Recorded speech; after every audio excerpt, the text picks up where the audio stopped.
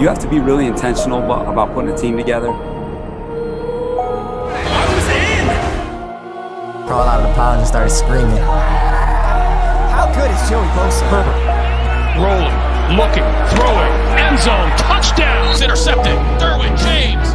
Derwin was there. You got to be on a mission every day in the NFL. But even more than that, you got to be on a mission together. Welcome to another episode of Chargers Unleashed. Myself, Dan Wolkenstein, alongside Jake Hefner from the LAFB Network. And we have a fun show today because, Jake, we get another special guest, and actually two special guests coming into the show today.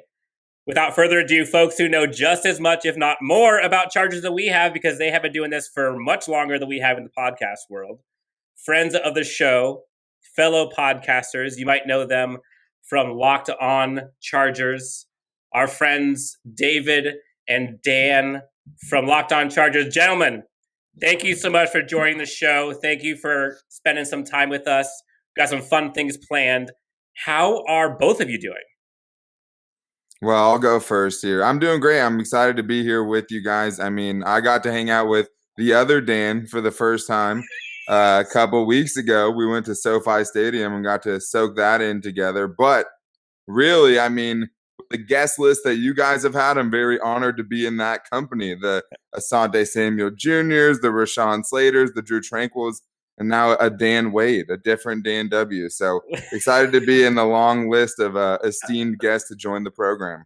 I love how you throw yourself on that list, Daniel. That's fantastic. I am. I mean, that's yes, of course. Yeah, I mean, really awesome to be on the show with you guys. Obviously, we've all been talking about the Chargers for a long time. Jake, you and I go way back. I mean, we've been doing this a long time, my friend. So it's good to get on a show with you again and talk some Chargers football.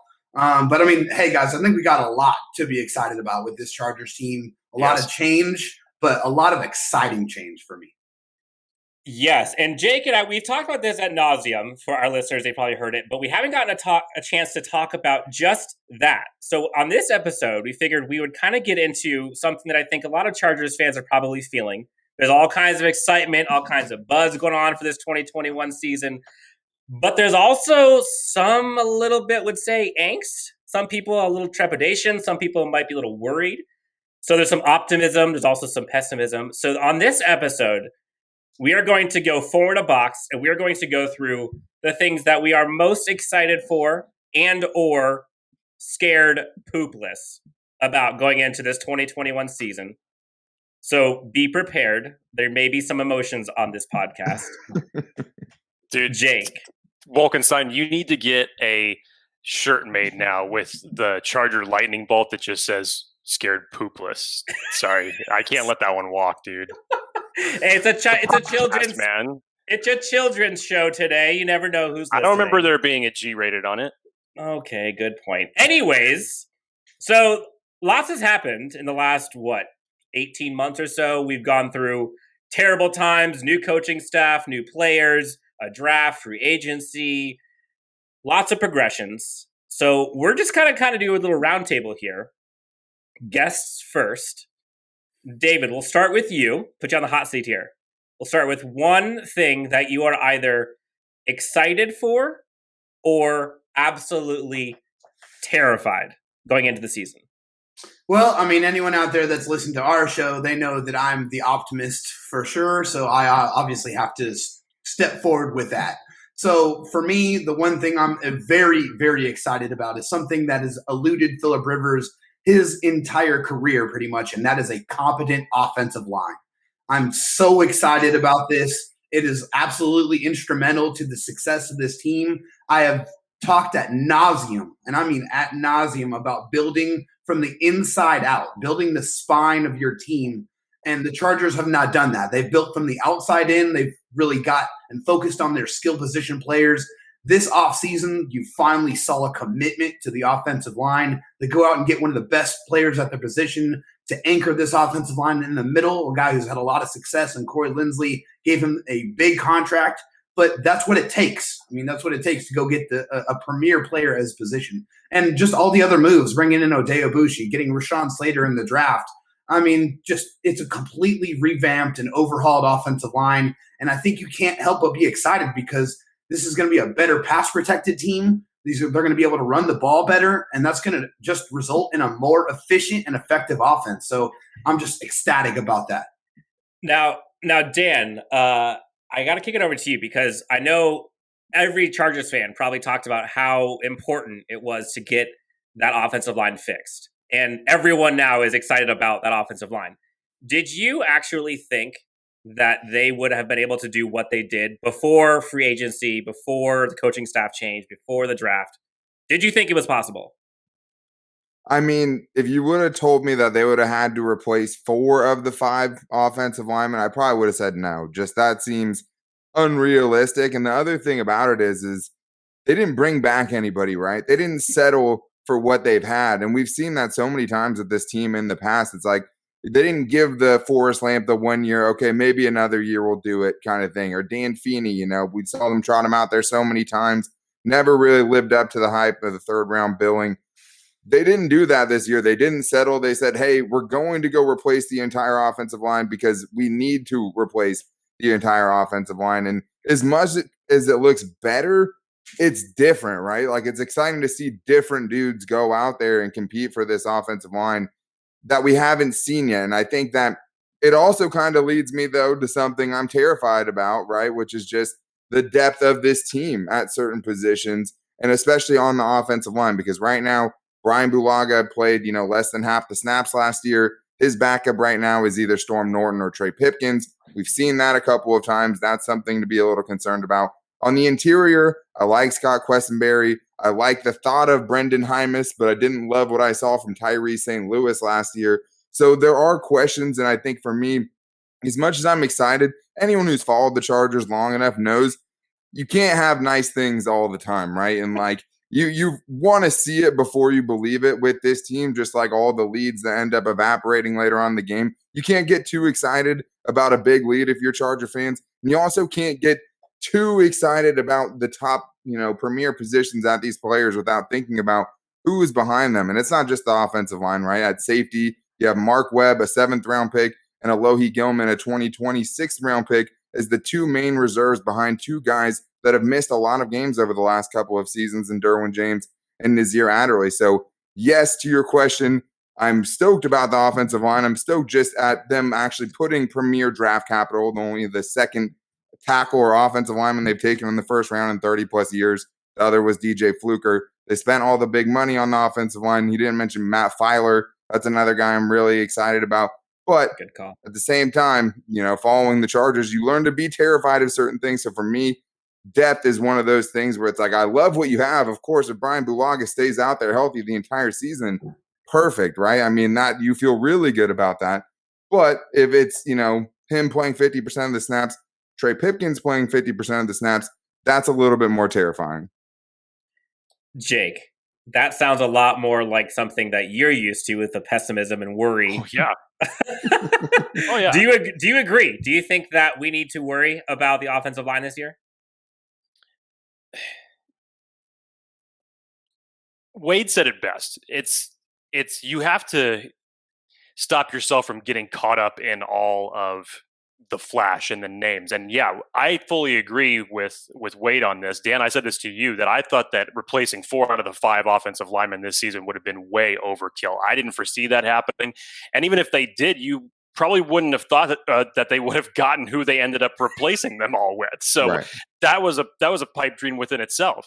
But yeah, again, it's that word that I never want to bring up, especially at this time of the year, but you can't help but notice that the football gods have not smiled upon the Chargers over the last several years. And especially when it comes to the offensive line, it's kind of like whatever can happen will happen. And the great point by Wade to bring up about Brian Bulaga, it was a great free agent signing at the beginning of the season, but he really didn't get a chance to play a lot last year. He had a lingering back injury. It always seemed like the first series he was in there and then he was out. He was gone. So the depth behind this offensive line as well is something to be concerned about. If the injury, I caught myself there saying that nasty word. If that old darkness friend of ours rears its ugly head again, absolutely. But that's another thing to get excited about too, though, right? Is a new sports performance program that they're running, new sports performance trainers, a new kind of analytical thinking about how they're doing these off-season training activities, right? Doing the OTs and stuff, no competitive one-on-ones, no competitive 11-on-11s. Collaborating with the players and talking with them and trying to get that, that program set up together. And I think that's really important too. Yeah, and we'll have to see results. But at the same time, I think that does also kind of wrap itself back around into being something. I'm excited for something different. We saw what the last regime had. We saw what they were able to do with John Lawton, who was, I love that dude. Like, it's hard to not love John Law. Like, I was sad to see him go. But at a certain time, when you keep getting the same results over and over again, it's nice to see them revamp things, maybe look at it from a different angle and hope you can get some better results. It's really, I think when you think about this team as a whole, and you look at all of the ways, it's one of those, like, what can go wrong will go wrong with the Chargers. And then you kind of flip it on its head this offseason. It feels like everything kind of fell in their direction. Like, somehow Rashawn Slater falls to us. Somehow Asante Samuel Jr. falls to us. And everyone has talked about how much they wanted those two players specifically all offseason long. I think one of the things that I am probably most excited about, I'll put a positive spin on this, I just am looking forward to adjustments. There have been so many times that we have seen this team come out, look good, look bad, whatever, doesn't matter. And then the second half comes, look the exact same, and we're getting torched. How many 28-7 leads have we blown? How many last-second field goals have we blown? How many penalties? I mean, you name it. We are getting torched. And one of the things that Chris Harris Jr. had talked to us about on a previous show was he's excited to see a scheme in which you can actually prepare to stop your opposing team's best players and, like, making adjustments and actually scheming for that. And I'm sure coaches want to say that they do that, but the proof's in the pudding. And we have not seen adjustments from any of the coaching staff on any part of the football field, offense, defense, and special teams, for years. And so I think one of the things I am most excited about is just adjustments. I think Brandon Staley hangs his hat on that. That's his calling card from first half to second half. He always ends up getting better. Second half points per game allowed is so much less than first half. And that's because of adjustments. So adjustments. I think that's the key to success in most NFL games. Those who can adjust the most and the quickest have the best chance for success. Preach, my friend, preach. That is definitely something I'm looking forward to as well. I mean, it's been so incredibly frustrating to see the same offensive game plan rolled out there with the same repetitive runs on early downs that did not work, had no success. They're just misguided, attempts on fourth down. I mean, there's so many ridiculous examples of them just not being able to make adjustments, and it's been so crystal clear. For me, I mean, I think one of the things you talked about is special teams, and that's one of the things I'm excited about is a drastically improved special teams with a coach that has been coaching special teams recently, who is a young, exciting coach, a very articulate man.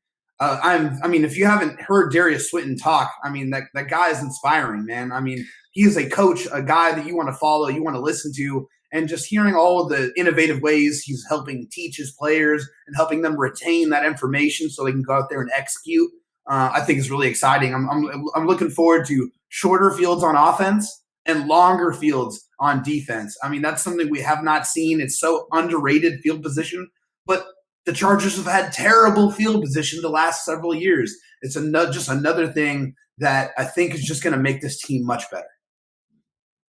Yeah, I would agree with that for the most part. And I mean, I think with Darius Swinton, it just seems like everything's so purposeful, right? And I think that's one of the things that I'm excited about is like maybe some things at the end of the game won't go well for the Chargers this season, as long as it's not the same reasons they weren't going well for the Chargers in the last couple of seasons. Because something that also kind of terrifies me at this point is we don't know if it's still going to be Ty Long, Michael Badgley out there, right? The same two specialists that, contributed to some of those special teams woes that they've had. I hope that, Badgley can bounce back. I believe them when they say it's an open competition with the new coaching staff. I'll trust their judgment until it's proven otherwise. But just the coordination, right? Like just the already running through late game situations. And we're not going to get, hopefully, Justin Herbert running a quarterback sneak when the rest of the offensive line is pass blocking, right? We're not going to get half the offense running onto the field while half the specialists are running on the field because they don't know what to do in those situations. All the blocked punts. I mean, yeah. How many press conferences can we go to where the main key theme is miscommunication, right? There was a miscommunication. Something happened, this happened, whatever, right? Like, if we know they couldn't have gone more opposite in the direction of someone who has miscommunications. I mean, if there's one thing that you can see right now from this coaching staff, because we know they have to prove success on the field, the communication isn't a problem so far, right? I mean, the communication seems like it's as good as it's ever been. The way these guys are articulating their thoughts, the plans that they're putting into place at practice, the fact that they're running 2 fields at the same time, just so they can run through so many simulations and so many different situations with so many different players. They're not just getting 15 snaps if you're the third string guy. And installing the entire offense and installing the entire defense in that short span of time, too. I mean, I think that when I heard that in that press conference, I was astounded. I was like, how do you do that? You installed 95% of a new offense and a new defense? Like, that is ridiculous. But that's the difference, though, in the competency of this coaching staff. I think that's why you feel really excited with everything that they've done so far. Of course, they got to go out there and prove it on the football field. Now, Jake, we've talked about the special teams for a while now and how horrible it's been. What would a good special teams year for the Chargers be, in your opinion, this year? See, that's kind of what I was going to say, because I agree with what both David and Dan were saying as far as their points making on special teams. But guys, if we were to say what's the one thing that you could guarantee me right now, 100% that's going to be improved in 2021, it has to be special teams, only because it can't get any worse than what it was in 2020. Yeah, I mean, you have Badgley missing 12 kicks. You can't return a punt for more than 30 yards. Your coverage team was horrible. Your punt blocking was horrible. Penalties, repetitive mistakes. I mean, the list goes on and on. They couldn't even get on the field on time. Right, I mean, exactly. The most mundane of tasks. I mean, name every possible stupid thing that you could think of for special teams. They did it. Am I watching a high school team? What is this? There it is. There was literally a time last season, and Jake was laughing so hard at me, where every time the Chargers were fielding a punt, I literally was like, don't catch it. Just run away. I don't care. I don't want you to be anywhere near it. I'll take the 20. Fire. Like, literally. And I mean, how many times have we seen this go wrong? And so, I mean, are we looking for what, like a top 20 special teams as an improvement? Like, where do you see the barometer of like this was a success? Man, just give me an improvement, man. My expectations, my bar is extremely low, but you can't go any lower. That's it. It's just, it doesn't feel too long ago when Travis Benjamin fielded a punt and then he decided to run it backwards into the end zone. That's the only thing we didn't see last season. That one takes the cake, yeah. And you think it can't get any worse than that, and then it did week after week after week. So, again, with Darius, average, right? Yeah. I mean, just to answer that question, I'm not going to put a quantity or a number on it, but I just want average special teams play. I want special teams that aren't going to lose you games. Because I'll take the Chargers, no blocked kicks, no muffed punts. Yeah, just no blocked kicks, no muffed punts. You give me that. Make all your kicks inside the 50, and try to make some kicks outside the 50 too. That would be nice. Make all of your extra points. How about that? I mean, let's do the simple tasks that we need to do. I mean, and nothing spectacular. That would be completely fine with me. Just be good. Just be good. Just be average. It's fine. If there's one thing that I would celebrate mediocrity if it meant that this special teams is mediocre. That's fine with me. But I'll see it when I believe it. Yeah. There we go. Zing. Now, this is an easy one. This is a layup. Everyone's excited about Justin Herbert, obviously. One of the things that I am I don't want to say concerned, but I'm a little tepid, maybe a little timid on, is the hype level is so high for this kid. And deservedly so. He had a record-breaking season as rookie quarterback. But I am a little concerned or terrified that we are holding him up to standards that might just not be fair. Do you feel that this fan base or folks covering this team are putting too much stock in Justin Herbert this soon? I think they're really excited, right, Dan? Yeah. I think it's hard not to be really excited after the season, the historic season that he just had, and not realize the fact that he has this immense amount of expectations now in year 2. And I think you also have to look at the history of the Chargers quarterbacks and how just extremely fortunate that they've been. I mean, they go from Dan Fouts, they got guys like Phillip Rivers, and now you immediately step into Justin Herbert, who by all accounts has incredible talent. But I think what one thing gives me trepidation a little bit is that this is another new coaching staff and another new offense that he has to learn. And yes, we all know he's incredibly intelligent, but are fans prepared to see him fail a little bit in the beginning while he's grasping this offense? That's a question that I have. Sure, and I think too many people might just be assuming smart kid and taking things and saying, hey, he can do it, and he's done it. Obviously you usually don't get that track record of being able to do it and still being successful. So I think he obviously has that in his pocket. But that's the thing about being the Chargers quarterback specifically, and I think there's other teams that you could find some common veins, but you have to be the savior, right? And now, especially for Justin Herbert, it's not even that you have to be the savior that delivers the Super Bowl, which the team doesn't have in its franchise, but you also have to make the team relevant in Los Angeles, right? So you have to be the reason that fans want to show up to games, and you have to be the one guy out of every good quarterback you just mentioned, David, Drew Brees as well, to take this team to the promised land, which no one has ever done. And I think, yes, I mean, the answer is yes, the expectations are unfair. Do I like the way they're combating it? 100%, and Brandon Staley said it best. No one's going to have more expectations for him than us. So as long as we have the highest expectations kind of out of anyone, he can't really not live up to fans' expectations and those kinds of things. He doesn't really have to worry about that because his expectations for himself are so high. But the MVP talk, because that's been a thing that's been out there, right? I mean, me and David talked about it the other day on Bet Online. We were looking just at the odds.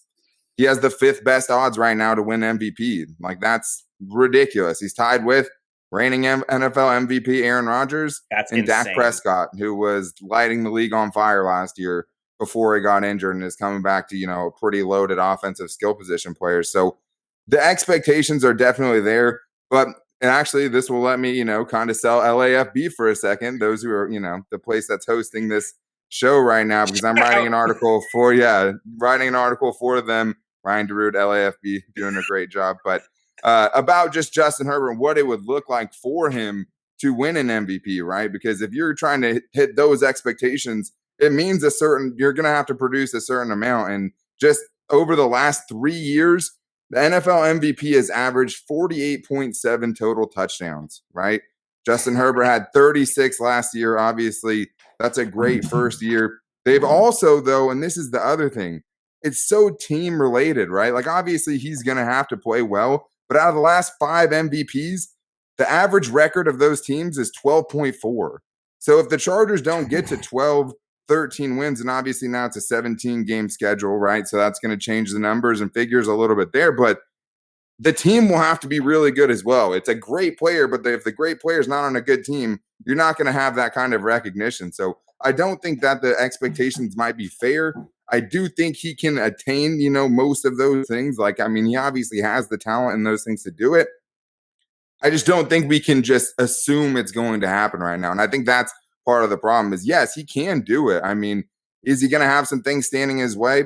Yeah, he is. He has a tough division to play with. He has a new coaching staff. He has a pretty tough schedule, right? And he has to live up to being the rookie of the year and being compared to Joe Burrow and less so to Tua Tagovailoa. But he can get there. I just think that, yeah, the expectations, like you're saying, though, they might be unfair for a second-year quarterback, I think. Eat your heart out, Dolphins fans.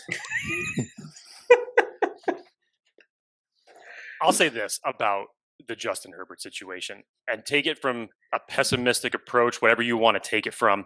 I mean, here we go. Obviously, none of us, nobody, zero expected to see what we saw last year from Justin Herbert. Right. It was all about Tua. We never knew exactly when we were going to see Herbert. That was always the big narrative. I was getting on a plane coming home, and I get in my seat, and I get a text message from a buddy of mine who says, Herbert's in. This is right before the kickoff. And I'm like, what the hell's going on? What the hell happened? What? Right? And after seeing that performance in Kansas City, even I told Dan, I said, okay, it was a masterful performance. I mean, amazing thing for a kid to step in like that in that type of situation and go out and do that.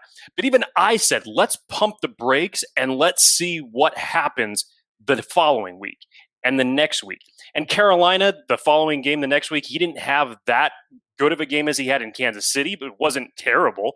But as the year progressed on and on and on, you can't help but be amazed in what this kid did behind that offensive line to take the reins of that team, to put it on his shoulders, to do what he did, to show off his mobility, his, the off-script plays for sure. The bad situations the he's put in. Special arm talent it is just too. I mean, everything. the throws, right? The throws that you don't think anyone else can make. I mean, It's 3rd and 14. Bail us out, Justin. Here you go. Exactly. 3rd and goal from the 17. The bomb that he threw from his back foot in the Tampa Bay game. It was amazing to me. The Saints game. I mean, the rollout to the right. Rollout to Keenan was, the throw on the run. I mean, that's the throw to Mike Williams. The Mike Williams one. That Mike Williams would have been probably quarterback with mobility. That Mike Williams play would have been one of the plays of the year, all for nothing because we missed the kick. Yeah. The missile to Keenan Allen, too. I mean, there's just a lot of examples. Which one? I know. To David's point, I get where the trepidation comes from because it's another coaching staff and another group of coordinators to deal with. But he's proven it since college. This is his 4th consecutive year with a brand new coaching staff, and he succeeded at every level. So it's hard to not get swept up in the hype, but damn it, Herbert and Staley as a combo, they make it fun to listen to and fun to have these type of expectations. Yeah, I mean, if Justin Herbert's press conferences are any indication, he's like the racehorse that still has the blinders on his eyes. I mean, he's loosened up, let's say about this much. I mean, he's still pretty rigid, right? So I think he's still extremely focused. I think he's going to be able to block out the noise because that's what he said. And, I mean, I feel like you can believe Justin Herbert when he speaks because he doesn't really give you much. So I think what he does give you, he does try to be genuine with it. But, yeah, you have to be really excited, but you have to temper those expectations a little bit because this is the 2nd year for him in the NFL, and there's still a lot that he needs to learn. Worst case, I mean, if he just is as good as he was his freshman year in the NFL, like, I'm calling that a major win. Like, I don't need anything crazy. Just be as good as you were last year. I am pleasantly happy. All good here. So he talked about something. I don't think that's a take a lot of people have, though. Like, I think most people would push back on you with that. Like, just normal fans, right? Like, totally. I think most people would think that's a disappointing season if he's not making the leap. And I think that's what's tough about it. Because last year, he was a top 15, borderline top 10 quarterback, right? And if you're getting that as your quarterback, in most situations, you're very excited. In this situation, I think most Charger fans have their sights set a lot higher than that. Well, even Brandon Staley said, too, he said, hey, last year's performance is not going to cut it. It's not good enough. He said that you have to be better, and we expect him to be better. So that's not the expectations that Brandon Staley or Justin Herbert have said either. So if he does go out there and have that similar season, I think that's a failure, to be quite honest. Well, and I think that's what I mean is if the sophomore slump is what he did last year, like, I will take that to the bank all day long. Like, that to me seems kind of like the floor, in my opinion. Okay. He should do much better than that. But a lot of people, like, to your point, Dan, if folks said, oh, he did just as well as last year, that's a failure. Like, I think is a failure for his potential. But in terms of you just look at it in a vacuum, that's a pretty darn good season for a second-year quarterback. Like, Phillip Rivers didn't have very many seasons that looked like that. If you look up Phillip Rivers' stats, and you're finding seasons where he's throwing 30-plus touchdowns. We're not even talking about the 5 rushing touchdowns, right? Because with Phillip Rivers, that's not part of the equation. But 31 passing touchdowns and 10 interceptions. Phillip Rivers has a handful. You know, you can count it on one hand. I think it's only 2 or 3 seasons. Yeah, 3 or 4. But, like, he never even had this season Justin Herbert just had in some senses. And the thing is, you were on the 4th most pass happy attack last year. I think we're going to see a more efficient Justin Herbert, right? So like, even though he might not get 50 passing attempts, that might be okay. And he still might be put in better situations to still put up really, really good numbers. So I think you're right. I think that is kind of the floor that we've set for Justin Herbert. And the other thing is going back to stadiums that have full crowds again, right? Facing those big moments he faced last season, but now you're doing it in the Superdome with 75,000 fans there, right? So I think it's little things like that, little differences and stuff like that we could see make a difference. But all anyone has done is doubted this dude, like, right? Yeah. And I think that's what, to Jake's point, is like, it's Even hard us. to keep doubting them because it's like, oh, like, yeah, I mean, he's not ready to go in game 2 against the Chiefs. He goes in and he does it. He's not ready He's for a late backup game for a reason. situations. And he's making throws to Mike Williams. He's going toe-to-toe with who would end up being the Super Bowl champs in Tom Brady against Tampa Bay so early on in his career. So it's like, if I'm putting money anywhere, it's hard for me to continue doubting the guy who just keeps proving all the doubters wrong. So, Jake, I'm giving you this opportunity. The floor is yours. You have an opportunity to tell us something that you are scared of or something that you're excited about. Something that scares you poopless. I wonder what's going to happen next. This is actually an easy one for me, Dan. I've talked to you about this on repeat since the end of the season. The run defense of this team scares the poop out of me. It scares the poop out of me. I think it'll be more beneficial, especially if we're going back into the 3-4 system for players like Tillery. You put Linval Joseph more in his natural position, and even Justin Jones. So you have those 3 guys at the same time in the middle of the interior. I think that's going to be awesome. But this Chargers team last year, man, when it came to the run defense, was just horrible. Bottom half in the run defense was giving up about 119 yards a clip every game. It seemed like that was just the easy pressure point that you could always wear this team down. Whether you were beating him short over the top or the run game, that just seemed like it was the way to go for opposing offensive coordinators against this defense. I don't particularly, with the exception of Christian Covington, I don't particularly feel easy about the depth that we have behind the interior defensive line as well. I think you need a couple more guys back there that can be rotational pieces.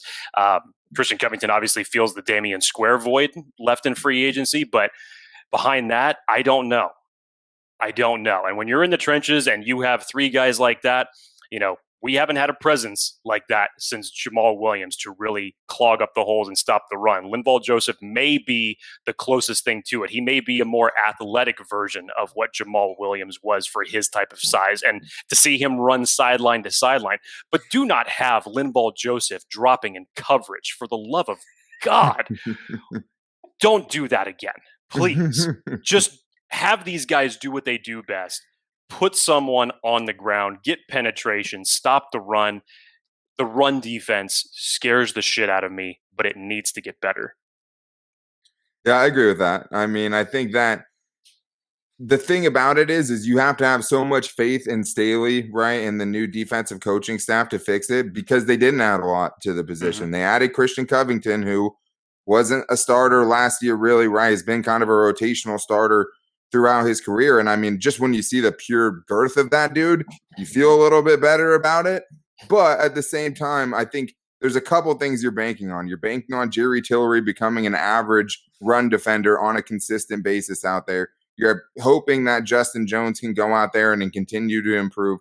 But mostly you're hoping that you spreading out the defensive front, right? And that's how Brandon Staley defenses oppose the running game, right? They spread them out. It makes it very hard to double team the defensive linemen, which outside of Linval Joseph, the Chargers don't have a lot of guys who are just going to sit there and anchor against double teams and not just get, clear a garage size space up the middle. So it's going to be a lot of those one-on-ones in the Chargers defensive line winning those one-on-one matchups, right? And I think the other thing is it's going to put a huge emphasis on the linebackers to fill the gaps that these defensive linemen are creating by spreading out the formation. So with Drew Tranquil, Kenneth Murray, 2 guys that so far in their NFL career, what they do better out of their skill set is stopping the run, right? And I think with Kenneth Murray, just having him focus on being more downhill, and what we've seen from Drew Tranquil, they're going to have a ton of tackles in this defense. And Brandon Staley had the number 1 tackling defense last year.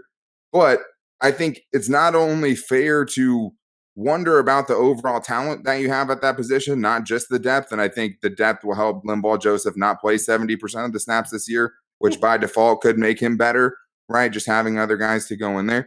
But the interior pass rush as well, because I think the Chargers are putting a lot of their eggs in the Jerry Tillery basket as far as who is going to get pressure on the inside. A lot of it's going to get schemed. I think you'll see Joey Bosa in there, even though Brandon Staley will, yell at you and tell you he's an edge defender and he's going to be playing at the edge of our defense. I don't see how they force the interior pressure without it, right? I mean, you can get Uchenna and Kyler Fackrell or Chris Rump on the outside with Joey Bosa coming Kenneth up. Murray. Yeah, Give me more Kenneth yeah. Murray. And Kenneth Murray blitzing and being more aggressive too. But it's a lot to, Justin Jones has never had more than 1 sack in a season, right? Linval Joseph didn't have a sack last season. They've been trying out the Brandon Mebanes and the Linval Josephs, and I love him, right? But at some point, you're going to have to get your own guy. You're going to have to invest into a young player or draft a young player very high up in the draft, even though you just took Jerry Tillery. Sometimes you don't get it right. Sometimes that's not enough. Can he get better? Yes. Does it make me nervous that the 3 guys that are out there starting had like a combined 3.5 sacks last year? Yes, that makes me very nervous. So I definitely agree with the run defense part of it. I think the scheme will help some of it, but it is tough when you don't see obvious improvements at that position. So I definitely get it. That leads me to another kind of point is development. And I mean, we have the promise of it, right? I think they've said, hey, we're going to go develop players. They went out and get coaches that have track records of success developing players. And that's all good and well, but we have to see it happen, especially with the Chargers, because we've seen them draft so many young players, and it seems like they do not get better at all from the beginning of their contract to the end of their contract. That is something we have to see change if the Chargers are going to have success. If they want to stick to that mantra that Tom Telesco says they want to draft their players, they want to develop their players, and they want to re-sign their players, they have to do the development part.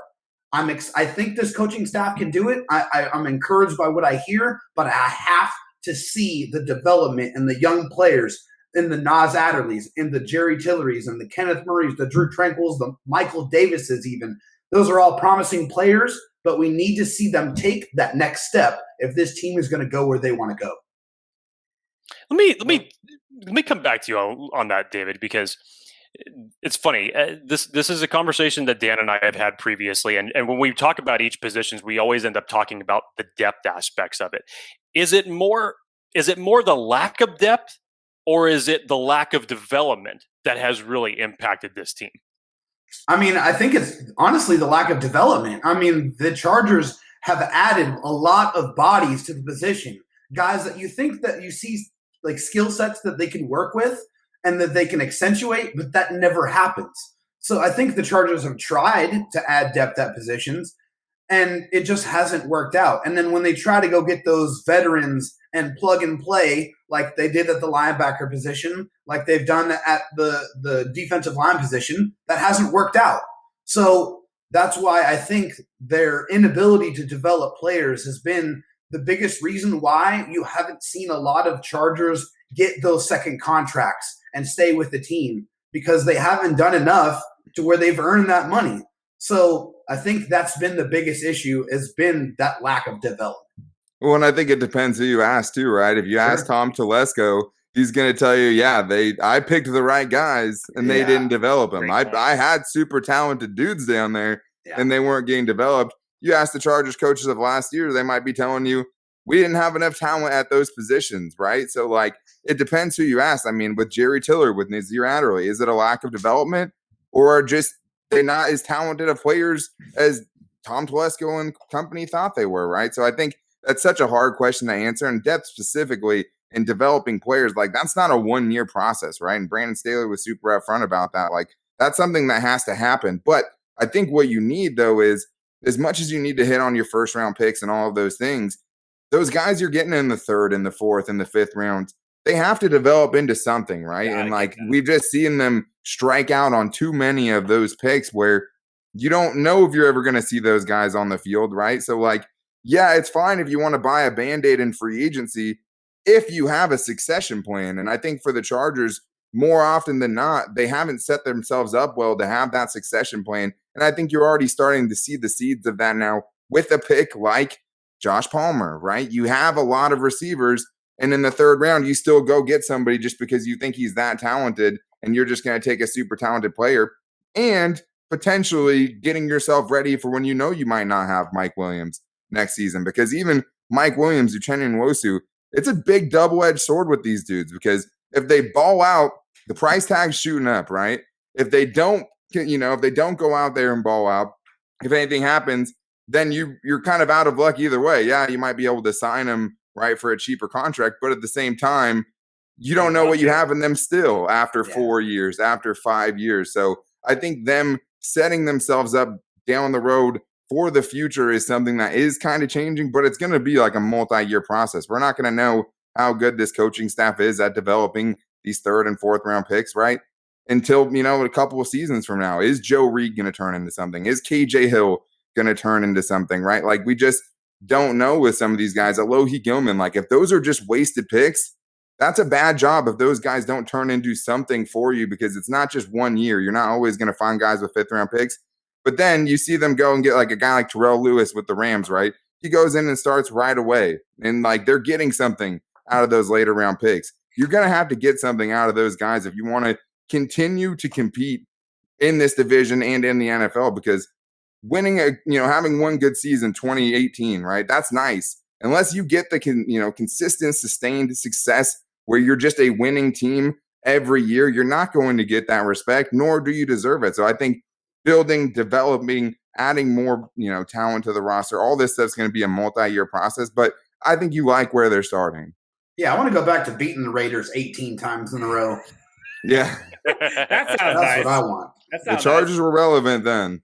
They were. Sure. Now we are wrapping up our time with the Locked On Chargers crew. David, I'm excited to see Derwin James. I don't know if anyone's mentioned Derwin James. So in the last, it's always the obvious one, though. It's just it's left easy out. grab. That's what we're gonna do. So for the last few, I don't know what all is left on your guys' list. We can go rapid fire. Start shouting out the things that you are excited about. We're going to end this show on a high note. Everyone start blowing up the speakers. But no, seriously, one at a time. Let's talk about the things that we are most talking about that we have not already talked about. Dan, started first. Derwin James. I want to hear all of Jake's pessimistic things first, because I feel like he had more. Good point. And good point. We didn't really get to hear all of it. And I'm stuck with David, who's the optimist. So I want to hear something, Hey, I'm stuck with Dan, who's the optimist. So, hey, I feel your pain, man. I like how they say stuck. Okay. Okay, so pessimism. Yeah, there were a couple more things. We kind of touched on it a little bit. Obviously, the run defense, the lack of depth in the offensive line, while it still has the good big names for the starting competition that's there, is good. But still, that scares me a little bit. Who's going to win out the wide receiver? Who's going to win out the wide receiver 3 competition? Not necessarily something I'm pessimistic about, but I'm interested to see how that goes, because very interesting. Especially with Jalen Guyton and Tyron Johnson, and now with Josh Palmer coming into it. How are you going to utilize Joe Reed and KJ Hill? Please tell me you're going to use him more than just an end around in the Jacksonville game and then just have him disappear for the rest of the 2020 season. So that'll be an interesting competition. Who's even going to make it, right? Because I don't know if they're keeping 7 wide receivers, so that's a conversation in its own right. Exactly. I will knock on wood and say that the depth at the safety position behind Derwin and behind Nasir Adderley, that's the combination we've been wanting to see for the past 2 seasons on the field. Still hasn't happened yet. Well, and play with Joey too, right? And there play with Joey. Please. So many snaps without that. So we're going to finally see that competition, but I think that's a spot where there should still be a free agency signing, bring a little bit more depth in there, but a little bit more veteran depth, more specifically. That's my pessimistic rant to wrap up the show. Thank you so much, David. Jake. David, you can balance it now with your optimism. Flip that upside down, David. Let's hear it. All right, so it's blitzing. I'm really excited to see the Yes. Chargers go back blitz. to blitzing Yes. the quarterback. Please, God, get after the quarterback. Thank God that loser who never, ever blitzed is gone. And guess what? Guess what's even better? Now he's the defensive coordinator of the Raiders. So now we get to see them never adjust and never blitz the quarterback. So it's going to be fantastic. But no, back to the Chargers. Seriously, I am very excited that they are actually going to blitz. They're going to scheme up ways to get after the quarterback. We might see more NASCAR packages. We might see more corner blitzes. We will see more safety blitzes with Derwin James. We will see Kenneth Murray coming downhill and blitzing from his linebacker spot. We are going to see more sacks this year. That is going to be just unbelievable. I mean, it's going to be really exciting. If we see Uchenna Nwosu only have 17 or 19 snaps in the game, we riot. We Absolutely. riot. We will. No question. I can't believe David just flamed Gus Bradley. I mean, I know he said some not nice things on Locked On Chargers, but I mean, he really just went for it right there. Gus Bradley has a family, I'm pretty sure. And leave that man alone. And he has a job in the NFL, so I'm sure he's sleeping very well. Yeah, I mean, the Chargers, for as bad as we thought that coaching staff was, there was a lot of other teams that wanted to bring some of those pieces in. I guess the carousel just continues to turn, but there's a couple of things I definitely had on my list. I mean, Derwin James, obviously, that's the most excited I am for any one particular player this year is seeing that dude on the field because, him getting downhill is a National Geographic docuseries, dude. It's out in the wild, watching predators attack their prey. I mean, there's so many examples that you can think of against the Raiders, just planting Jalen Richard. Go back a couple years to that big Steelers game. And he's out there planting James Conner on the ground. Him getting downhill is such a nice thing to see. But more than that, though, how Brandon Staley is going to use Derwin James and Joey Bosa to improve the players around him, right? And I think that's the thing that gives you the most hope is them, using those dudes to make Jerry Tillery better, to make Kenneth Murray better, to make Nazir Adderley better because he's standing next to one of the best safeties when he's healthy in the NFL. And then the last thing is what will we see when the next group of guys, I talked about the depth being an issue, and just on the positive side of that, I'm excited to see how this coaching staff working more with these guys who are going to be depth, for this team, not just leaving them on the sidelines and letting the ones get most of the reps. The level of difference between who the next guy up is going to be, because we always heard the next guy up mentality. The next guy up still has to play semi-well, right? And I think in the past, it's a Brandon Faison. When Brandon Faison was on the field, you knew it because the other team went at it every single time. So it's oh yeah, Brandon Faison's on the field. There's 8, curl routes in a row to the left side, and we're just going to take a 2nd and 2 on every single snap. You don't feel like that's going to happen with Brandon Staley, right? Because at least in a defense where you want to dictate the matchups, you're trying to find matchup advantages for your team. If he's getting burnt over there, you're going to send some help, right? And that's the other thing is as much as we know the flaws of the defense, right? And even the offense to some extent, Brandon Staley knows it too, right? So it's how is he going to be able to use these guys to the best of their abilities? And not just that, because that's such a coaching cliche. We're going to use these guys to the best of their abilities. We're going to let them express themselves like they've never expressed themselves all over the field before, right? It's not even that's really good. Covering up their flaws is better, right? Not putting Jerry Tillery in spots where he's going to have to hold down at the point of attack and fight off 2 offensive linemen, right? That's not having Drew Tranquil cover Tyreek Hill. Exactly. It's stuff like that. That's what I'm excited to see because I do think that will be one of the benefits you get from this is I don't think there's going to be such a huge gap if somebody else has to step on the field. The roster is going to dictate some of that, but you expect for Brandon Staley to at least not just throw the guy in the pool, right, without any safety device. He'll have some water wings out there. So when a new guy does have to step on the field, he has a little bit of help. And when you're in Gus Bradley's cover 3 defense, that's not how it works. It's you're out there, figure it out. With Brandon Staley, you have to think there's a little bit more awareness to try to help the next player up while they're out there on the field. And that is one thing I feel confident in him doing. And I think, and to be honest, I'll piggyback off of that for the last thing that I was excited for was we've heard so often this team losing because of this coaching staff. I am excited to see this team succeed because of this coaching staff, not in spite of it. There have been so many times, even last year, Justin Herbert literally pulled the rabbit out of his hat and made this coaching staff look better than they were. he did that on his own, put the team on his back. And a lot of players have done that over the years.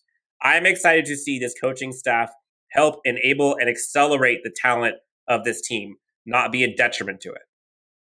Preach to the choir, my friend. Preach. Yeah, no, I think that's a nice bow to put on it. I mean, even like the 4-game winning streak last year, right? Like for us who have to suffer no matter what through every game, we knew a lot of the things weren't fixed, right? And I think that was the terrifying thing that scared me poopless going into this offseason is this front office going to buy into that 4-game winning streak right after they were going to do it. And like it just seemed like such a Chargers thing to do because the Falcons had Dan Quinn, same exact situation. He wins the last 4 games of 2019. They go 9-7. The Falcons say, let's give him another shot. I mean, at least he had gone to a Super Bowl at that point. Either way, they start off going 0-5 to start the next season. Like those things don't necessarily translate when the same issues are occurring. So credit to the Chargers because I didn't necessarily know for sure. I wouldn't have put any money on it either way because I did not know what they were going to do given their track record. Credit to them for doing that. And I'm very excited to be excited about a coaching staff. And I think right now that's kind of at a fever pitch. We are talking with Dan Wade and David Droegemeier from Locked On Chargers. Gentlemen, thank you so much for joining us on this episode. I know we went through all kinds of things we're excited for, things we're terrified about. For folks who have not heard Locked On Chargers, they are fantastic at what they do. David, Dan, where can folks find you two good fine men? Yeah, so for me, you can find me on Twitter at Dan Talk Sports. You can find David on Twitter at DroTalkSD.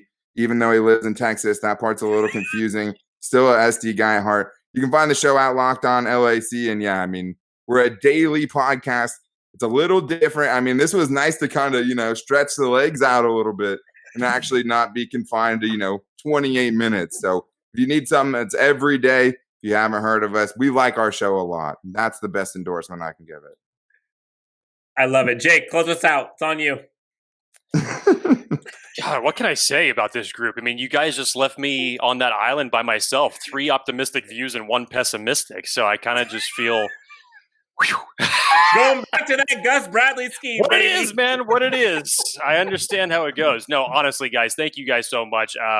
We've built up a nice rapport with you guys over the last couple of months, along with the other podcasts. David, you and I go way back, sir. It's good to see you again. Dan, absolutely. Very happy to talk to you like this and this dynamic for the first time because the last time that we were doing it, it was during the coaching carousel and everything like that. And that was chaos. A blast. Yes, it was chaos. That's what it was. Organized chaos.